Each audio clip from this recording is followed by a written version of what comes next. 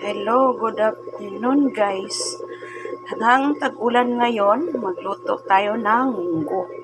Ito po ay munggo natin. Pinakuluan ko para malata siya.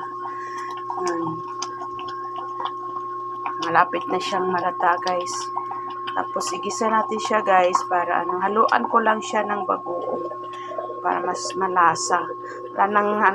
Mayroon akong tinanim sa taas ng alugbati. Limang tangkay lang ito. Pinutol ko ng panghalo sa aking munggo. Yan. Hindi na makatiis kasi sayang naman para siyang dumami kaya inanuhan ko na siya, pinutulan.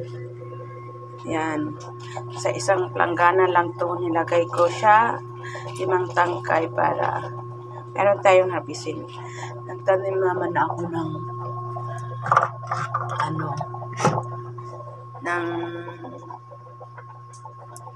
doon palaya. Maghanap na ako nanghihingi na ako ng 2 container para taniman ko ng ampalaya at saka yung papaya kasi may malaking papaya na siya, ganyan na katangkad oh. Yan guys, yan lang ang paraan para magkaroon tayo ng gulay sa paligid. Ayan oh, 5 tangkay, ito na po, magpalasa lang po ng munggo natin. Bye guys, yan lang po.